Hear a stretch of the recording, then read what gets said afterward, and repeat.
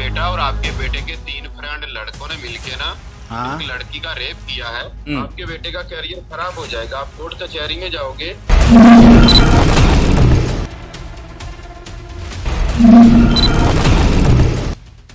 मैं सचो बात कर रहा हूँ, दीपक शर्मा CBI से। हेलो मम्मी, उसको बाद में घूमने जा रहे हैं। हेलो मम्मी, मुझे बचा लो मम्मी, मुझे प्लीज उठा लिया मम्मी।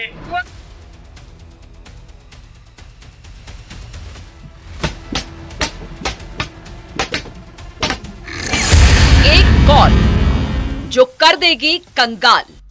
आपके बेटे का करियर खराब हो जाएगा, आप कोर्ट कचहरी में जाओगे। एक कॉल जो खाली कर देगी बैंक बैलेंस। मैं सचो बात कर रहा हूँ, दीपक शर्मा CBI से। हेलो मम्मी, क्योंकि क्राइम का दिखाते हैं डर। देखिए सर, आपका बेटा और आपके बेटे के 3 फ्रेंड लड़कों ने मिलके ना हाँ? एक लड़की का रेप किया है। अच्छा। मामला सीरियस है, लड़की हॉस्पिटल में है। वो लुटेरे हैं साइबर।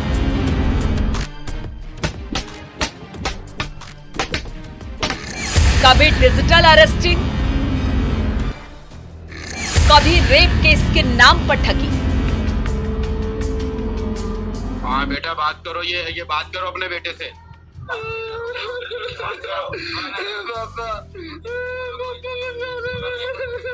क्या हो गया? बेटा इसको साइड पे कर दो, साइड पे कर दो इसको अभी। हेलो? कभी आवाज को करते हैं क्लोन,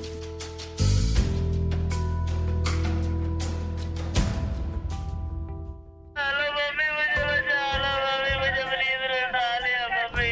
की बच्ची। हेलो, हाँ सर, 4 लड़का लोगों के साथ इन क्रिमिनल टीम के साथ कोई संबंध नहीं है। बहरूपिया लुटेरे वो है कौन? साइबर क्राइम के हर दिन सैकड़ों मामले सामने आ रहे हैं। कभी भाई बनकर भाई को ठगते हैं, कभी मां बहन बेटी बन जाते हैं। वो हूबहू आवाज, शक्ल सेम टू सेम। अगर आपको भी ऐसी कोई कॉल आए तो हो जाए सावधान,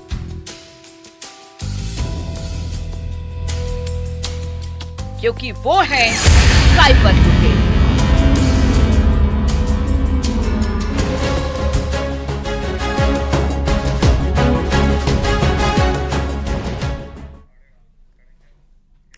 नमस्कार, स्वागत है आपका। आपके साथ में हूं अमित गर्ग शुक्ला।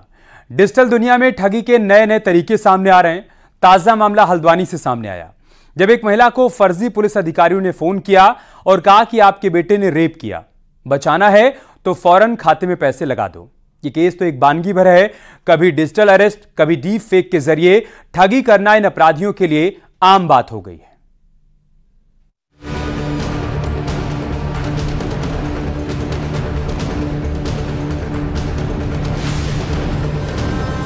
लड़की का रेप किया है। आपके बेटे को हमने अरेस्ट किया हुआ है एक लड़की रेप केस में। हल्द्वानी उत्तराखंड। हेलो मम्मी, मुझे बचा लो मम्मी, मुझे प्लीज उठा लिया मम्मी। की बच्ची। हेलो, हाँ सर, 4 लड़का लोगों के साथ इन क्रिमिनल टीम के साथ कोई संबंध नहीं है। सोम उप्रेती नाम का लड़का अपने दोस्त के बर्थडे पार्टी में गया था, लेकिन तभी परिवार को कॉल आता है कि आपके बेटे ने एक लड़की का रेप किया है। देखिए सर, आपका बेटा और आपके बेटे के 3 फ्रेंड लड़कों ने मिलके ना हाँ? एक लड़की का रेप किया है। आपके बेटे का करियर खराब हो जाएगा, आप कोर्ट कचहरी में जाओगे। 2 से 4 लाख वहाँ पे लगाओगे। हो सकता है कि आईजी आपके बेटे के ऊपर 5 से 6 साल का सजा कर सकता है, 12 लाख इसके ऊपर फाइन लगा सकता है। फोन सोम की मां किरण ने उठाया था, लिहाजा एक मां बेटे को इतनी बड़ी मुसीबत में फंसा देख डर गई। बिल्कुल ठीक है। अभी मैडम आप ना थोड़ा जल्दी पहुंचे, ठीक है ना? सर तो बिल्कुल रिस्क ना कर। हाँ सर, ऑटो मिल जाए तो बस निकलती हूँ। हाँ ठीक है। और उससे पहले लड़की वाला लोग आने से पहले मैंने आपके बेटे को थाने से बाहर करना है, ठीक है मेरी बहन? जी सर बिल्कुल। किरण कुछ समझ पाती इससे पहले कथित पुलिस ऑफिसर ने रेप केस हटाने के बदले 1 लाख रुपए की डिमांड कर दी। आपके बेटे को हमने अरेस्ट किया हुआ है एक लड़की रेप केस में, एक लड़की मर्डर केस में, 4 लड़का लोगों के साथ। अच्छा। अभी हाईवे पे अरेस्ट करने के बाद एक मिनट सर, कौन से हाईवे पे कॉल किया? जब उनके ना कर मुंह से बुला आया है तो उन्होंने आपका नंबर दिया। हैरान परेशान मां किरण बेटे को बचाने के लिए कितना भी पैसा देने को तैयार थी, लेकिन तभी कथित पुलिस ऑफिसर ने एक बड़ी गलती कर दी। उसने सोम को हाईवे पर गिरफ्तार होने की बात कर दी, जबकि सोम तो अभी चंद किलोमीटर दूर दोस्त के घर तक भी नहीं पहुंचा था। मां का शक गहराया, लिहाजा कहानी में नया मोड़ आया। अब कथित ऑफिसर ने एक नई चाल चली। उसने दावा किया कि आपके बेटे और उसके दोस्तों को पुलिस कस्टडी में मार पड़ रही है, बचाना है तो पैसे भेजो। मैं सचो बात कर रहा हूँ, दीपक शर्मा CBI से। हेलो मम्मी, उसको बाद में घूमने के हेलो मम्मी, मुझे बचा लो मम्मी, मुझे प्लीज उठा लिया मम्मी। लेकिन तभी परिवार ने अपने बेटे को कॉल किया तो पता चला कि सब कुछ ठीक है, और तब परिवार को अंदाजा हुआ कि वो एक बड़े साइबर ट्रैप का शिकार होते होते बाल बाल बचे। उस दिन के दिन मेरे 4 जुलाई को मेरे दोस्त का एक बर्थडे पार्टी थी, मैं उसमें गया हुआ था। और वहीं पे मेरे को बीच में कॉल आता है मेरी मम्मी का, जिसमें वो घबराई हुई थी और मेरे भाई भी बोल रहा था कि भाई जल्दी से घर आ जा, कोई प्रॉब्लम हुई है। प्रॉब्लम इन्होंने मेरे को बताई नहीं, मैं फटाफट से घर आया। घर आने के बाद पता चला कि एक कॉल होल्ड पे है, जिसमें एक पाकिस्तान नंबर +92 करके एक बंदा है जो कि खुद को SHO बता रहा है और मेरे को रेप केस में फंसा रखा है ये बोल के मेरे घर वालों से पैसे लेने की फिराक में था। कृपया करके कॉल ना उठाएं और ऐसे स्कैम से बचें। धन्यवाद। किरण उप्रेती कहती हैं कि उन्हें एक बार की तो ये लगा कि साइबर ठग सचमुच पुलिस ऑफिसर हो, लेकिन उनका बैंक बैलेंस खाली होने से बाल बाल बचा। तो आप उसको अगर चाहते हैं सही सलामत वापसी और चाहते हैं कि कोई भी उसके ऊपर केस दर्ज ना हो, फ्यूचर का उसका सवाल है, तो आप ऐसा कीजिए कि 1 लाख रुपए में मैं कॉम्प्रोमाइज़ कर दूंगा। तो 1 लाख रुपए लेके आप फटाफट 1 लाख रुपए मेरे अकाउंट में डालिए, मैं आपको नंबर देता हूँ। तो मैंने बोला भाई मेरे पास तो इतना पैसा है ही नहीं, हम लोग तो गांव में रहते हैं और ऐसे कुछ मेरे को नॉलेज भी नहीं है फ़ोन का और मैं यूज़ भी नहीं करती। तो बोला कि झूठ बोल रही हैं आप, आपको सारी नॉलेज है, सब पता है, वो फ्रॉड है, शायद मेरे साथ फ्रॉड हो रहा है। दिमाग में तो था ये सब हो रहा है, बट मुझे इतना हिप्नोटाइज कर दिया था कि मैं क्लियर नहीं कर पा रही थी कि सच में ये घटना हो रही है या मुझे जो है ब्लैकमेल किया जा रहा है। तो बहुत घबराहट थी, बहुत डर था। किरण और उसका पूरा परिवार अब समझ चुका है कि शातिर साइबर अपराधी किस किस तरह से ठगी को अंजाम देते हैं। अब आपकी हमारी बारी है कि इस तरह के ठगी के धंधे को समझें। जो साइबर क्रिमिनल्स होते हैं, खासतौर से जो अंतर्राष्ट्रीय कॉल आ रही हैं, इस पे मैं ये स्पेशली मार्क करूँगा +92 से, तो ये पहले आपसे पूछते हैं कि आप कहाँ हैं, आपका बेटा कहाँ है, सीधे आपका बेटा। अगर आपने कह दिया नहीं मेरा तो कोई बेटा नहीं है तो फ़ोन काट देंगे। बट यदि आपने कहा कि हाँ मेरा बेटा बाहर गया है या घर पे है, अगर आपने ये भी कहा कि आपका बेटा घर पे है, तब भी आपसे बात नहीं करेंगे। बट अगर उनको पता लगा कि आपका बेटा कहाँ है, अब स्वाभाविक है आप किसी के परिवार में पूछिए आपका बेटा कहाँ है, तो आप पहले भी उसमें सचेत हो जाएंगे, घबरा सा जाएंगे कि क्या हो गया, कोई क्या दुर्घटना हो गई, एक्सीडेंट हो गया। तो आप बोल देते हैं नहीं वो बाहर गया है। तो वो पूछेगा कि आप कहाँ से बोल रहे हैं, आपने कह दिया हाँ हम मुंबई से बोल रहे हैं या कहीं से बोल रहे हैं। तो कहेगा आपको पता है आपके बेटे ने क्या किया है, आपके बेटे ने रेप किया है। आप पर वो ये नहीं कहेगा कि आपके बेटे ने कत्ल कर दिया, क्योंकि और एक चीज़ और ध्यान दीजिएगा, वो ये भी कहता है कि आपके बेटे ने अपने दोस्तों के साथ किया है, वो कभी ये नहीं कहता कि अकेले किया है। सभी कॉल्स में ज़्यादातर ये पाया गया है। तो लोग घबरा जाते हैं। अब आप जो कॉलर जो रिसीव कर रहा है कॉल, वो घबरा जाएगा ये चीज़ें सुन के कि उनके बेटे ने दोस्तों के साथ कौन सी संगति में है जो माँ बाप को नहीं पता है कि ये चीज़ें, तो वो घबरा जाते हैं। उसके बाद से वो एक जाल बिछाना शुरू करते हैं। अब अभी FIR नहीं लिखाई है, और अगर FIR आप चाहते ना लिखाएं तो अभी इसको हम यहीं पे सेटल कर देंगे, आप अपने GPay से या Paytm से और 15-20 हज़ार रुपये जमा कर दीजिए, नहीं तो आपको 5 लाख 10 लाख और FIR हो जाएगी, थाने में आना होगा। और एक चीज़ और ध्यान रखिएगा, वो एक फेक लड़के की आवाज़ भी रोते हुए सुनाएंगे कि लीजिए अपने बेटे से बात करिए। यहाँ पे अपना जो कहते नहीं पेशेंस, अपने आप को संभाल के रखना है, आपको तुरंत समझ जाना है ये फेक कॉल है। आगे हम साइबर अपराध के उनके तरीकों पर बात करेंगे, जिनके जरिए ये क्रिमिनल भोले भाले लोग ही नहीं बल्कि पढ़े लिखे लोगों को भी अपना शिकार बनाते हैं। कभी नटवरलाल ठगों की दुनिया का सबसे बड़ा नाम हुआ करता था। लेकिन जब से साइबर ठगी शुरू हुई है, दुनिया में अनगिनत नटवरलाल पैदा हो गए। ये लुटेरे इतने शातिर होते हैं कि कई बार पूरी जिंदगी इन तक पुलिस पहुंच नहीं पाती है। सबसे मुश्किल तो यह होता है कि किसी दूसरे देश में बैठा कोई साइबर अपराधी दुनिया की किसी भी छोर पर बैठे लोगों को निशाना बना सकता है। यही वजह है कि पिछले कुछ सालों में साइबर क्राइम के मामले तेजी से बढ़े।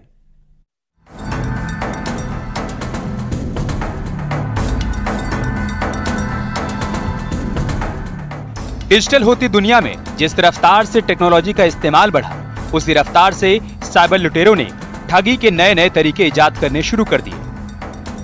ठगों की दुनिया में नटवरलाल सबसे बड़ा नाम गिना जाता है, लेकिन साइबर ठगों की ऐसी काली दुनिया है कि लुटेरे पलक झपकते ही न सिर्फ बैंक अकाउंट खाली कर देते हैं, बल्कि ऐसे लुटेरों का कई बार आता पता तक नहीं चलता।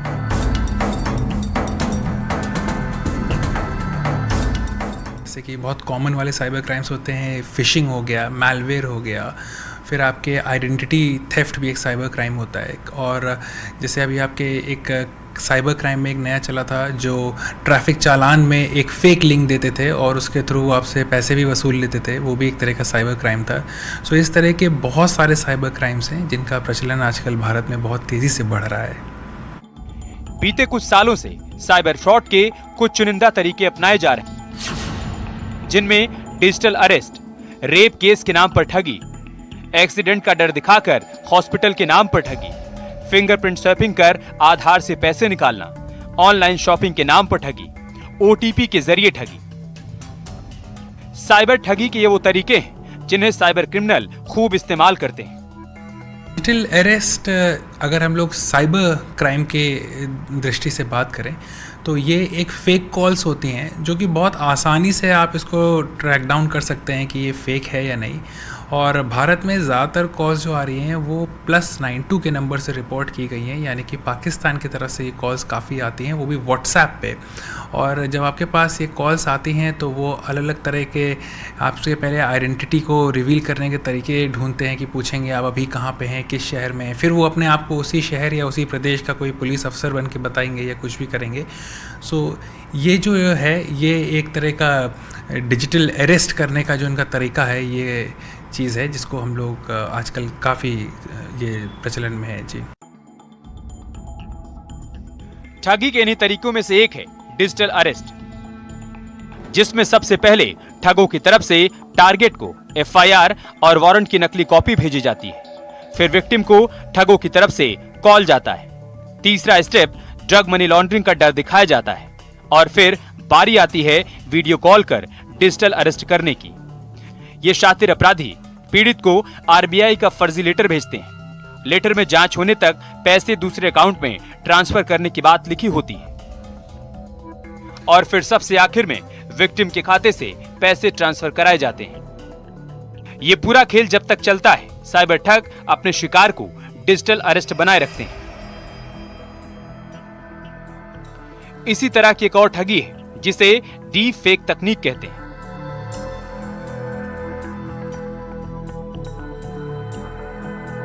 डिजिटल अरेस्ट के जब कॉल्स आते हैं तो पहली चीज़ तो आप इतना अपने आप में भरोसा रखिए कि कोई भी व्यक्ति आपको इस तरह फ़ोन करके डरा या धमका नहीं सकता है कि वो पुलिस अफसर हैं या वो कोई भी विभाग के हैं जो आपके खिलाफ़ कोई कार्रवाई करने जा रहे हैं जो आपकी जानकारी में नहीं है, आपकी सूचना में नहीं है। और दूसरी चीज़ आपको इतना सचेत रहना होगा कि जो आप फ़ोन उठा रहे हैं दूसरा वाला किस तरह से बात कर रहा है, उसका किस नंबर से कॉल आ रहा है। अगर कोई अंतर्राष्ट्रीय कॉल आ रही है यानी कि +92 हो गया है, जैसे जो सबसे ज़्यादा कॉमन आजकल व्हाट्सएप पे चल रही है कि मेरे पास खुद एक कॉल आई थी +92 से। सो इस तरह के जो कॉल्स आती हैं इन पे आप अलर्ट रहिए। दूसरा एक कॉल और आई थी, अगर आप भारत की बात करें जो +91 से आ रही हो, वो पहले कभी कभी एक IVR यानी कि कंप्यूटर बोलता है कि आपके खिलाफ एक समन है, ये हाईकोर्ट से कॉल है, कृपया 5 दवाएँ, अफसर से बात करने के लिए 5 दवाएं। तो इस चीज़ पे आप अलर्ट रहिएगा। जैसे कि अगर आपको शक हो गया तो तुरंत फ़ोन काट दीजिए और उसको नंबर को आप कर दीजिए ब्लॉक, क्योंकि ये कोई तरीका नहीं होता है, लीगल लेजिटिमेट तरीका नहीं होता है किसी भी चीज़ को जानकारी या कोई भी लीगल एक्शन के लिए। दूसरी चीज़, यदि आपने फ़ोन उठा लिया है तो आप कोई भी इसको आगे प्रोसीड मत करिए। और वैसे हमारा एक्सपीरियंस बता रहा हूँ, मेरे पास एक कॉल आई थी कि ये आपके पास हाई कोर्ट से कॉल है, एक समन है और अफसर से बात करने के लिए 5 दवाएँ। मैंने जानबूझ के 1 दवाया था क्योंकि मुझे पता था ये फ्रॉड है, और तब भी कॉल किसी फेक साइबर क्रिमिनल ने आंसर कर दिया और हमसे कहने लगा कि मैं पुलिस से हूँ और 15,000 रुपये 20,000 रुपये GPay पे, पेटीएम से ट्रांसफ़र करिए, तो ये ट्रैकडाउन ऐसे हो जाता है। AI बेस्ड फेस स्वैपिंग तकनीक, फोटो और वीडियो से स्कैम को अंजाम दिया जाता है। वीडियो कॉल पर हूबहू शक्ल वाला AI आता है। कॉल पर कोई परिचित मदद में पैसे मांगता है। परिचित बनकर लोगों से फ्रॉड किया जाता है। साइबर एक्सपर्ट का मानना है कि ठगी का यह तरीका थोड़ा पेचीदा तो है, लेकिन इसके ट्रैप में फंसकर लोग आसानी से ठगी का शिकार हो जाते हैं। देखिए, साइबर क्राइम एक नया डोमेन बन गया है जो मोबाइल से इस तरह के थेफ्ट कर रहे हैं, क्योंकि जैसे जैसे चीज़ें टेक्नोलॉजी बढ़ रही है, जैसे UPI आया, चीज़ें आई, तो इसका लोग दुरुपयोग करने के आइडियाज़ निकालने लगते हैं। क्योंकि आदमी घबरा के खट से पेमेंट कर देता है, वो QR भेजते हैं, वो उनके पे स्कैन करके भेज देता है। अभी तो ये तो किसी को नहीं छोड़ते हैं, ये भी नहीं देखते हैं कि कोई गरीब है, कोई मजदूर है, कुछ नहीं, उनको बस कहीं से पैसा मिलेगा वो अपराध करेंगे। इसको पकड़ने के लिए पुलिस ने अलग अलग तरह के चीज़ें अपना एक षड्यंत्र बनाया है, अपने कई प्रोग्राम्स और इसको पकड़ने की एक स्ट्रैटेजी बनाई है। हालांकि ये इतना आसान नहीं होता है इनको पकड़ना, क्योंकि ये एक तो साइबर क्राइम किसी भी देश से हो सकता है। इसी तरह ठगी का एक तरीका फिंगरप्रिंट स्वैपिंग है, जिसमें साइबर अपराधी आपके डेटा में सेंधमारी कर आपके फिंगरप्रिंट चुराते हैं, फिर आधार से लिंक खाते से पैसे साफ कर देते हैं। क्राइम के यदि आपको लगता है कि आपके पास कोई ऐसी कॉल आई है, तो आप तुरंत या तो आप अपने लोकल पुलिस को इन्फॉर्म कर सकते हैं, नहीं तो उसकी डेडिकेटेड हेल्पलाइन भी है 1930, आप उस पर भी रिपोर्ट कर सकते हैं। और यदि अगर आप इनके जाल में फंस गए और आपने कोई ट्रांजैक्शन कर दिया है, तब आप तुरंत इस पूरे घटना का इसको रिपोर्ट करिए अपने लोकल पुलिस में, बिना किसी विलम्ब के, बिना किसी डिले के, और इसको 1930 पे भी आप रिपोर्ट कर सकते हैं। ये एक नेशनल साइबर हेल्पलाइन है। और साथ ही साथ आप अपने आसपास के लोगों को भी जागरूक करना चाहिए आपको। और ये चीज़ ज़रूर ध्यान दीजिएगा कि कोई भी आपसे किसी भी तरह का पेमेंट मोबाइल पे ऑनलाइन नहीं मांगेगा। और इस तरह की धमकियाँ आजकल काफ़ी चलन में हो गई हैं, बढ़ भी गई हैं, तो सचेत रहने की बहुत आवश्यकता। कुल मिलाकर डिजिटल लुटेरों से बचने का एक ही तरीका है, जागरूकता और सावधानी। इन लुटेरों की दुनिया में बड़े बड़े नेटवर्क लाल बैठे हैं, जिनमें बड़े बड़े हैकर्स भी शामिल हैं। Bureau report, news 18।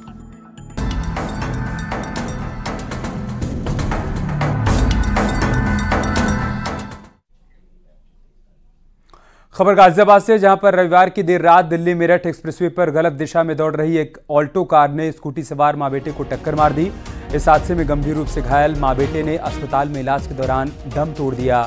हादसे के दौरान की तस्वीरें हम आपको दिखा रहे हैं। आप देखिए, बाइक सवार मां बेटे इधर से जा रहे थे, सामने से गलत दिशा में एक कार तेजी से बढ़ती हुई आ रही है। अचानक ये टक्कर होती है, जिसके बाद मां बेटे दोनों ही घायल हो जाते हैं। दोनों को अस्पताल में भर्ती कराया जाता है, लेकिन आज ये दुखद खबर सामने आई कि इलाज के दौरान दोनों की मौत हो गई।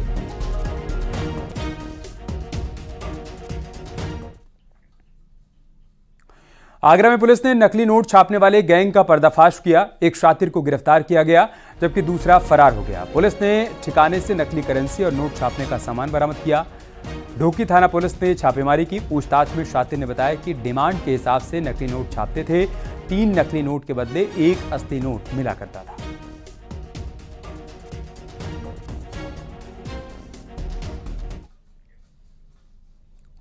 खबर हरदोई से, जहां पर छेड़छाड़ से परेशान लड़की ने जान दे दी। पुलिस को सुसाइड नोट भी मिला। पुलिस ने 2 लोगों को हिरासत में लिया है। बेहटा गोकुल के उमरन गांव की घटना है।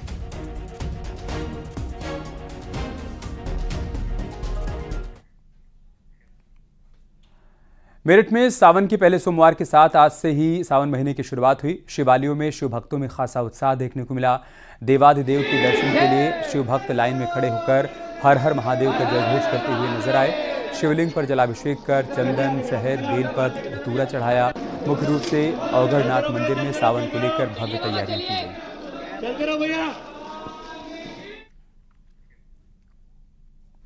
यहाँ रुक रहे हैं छोटे से ब्रेक के लिए, जल्द लौटेंगे कुछ और खबरों के साथ। आप देख रहे हैं न्यूज़ 18 उत्तर प्रदेश उत्तराखंड।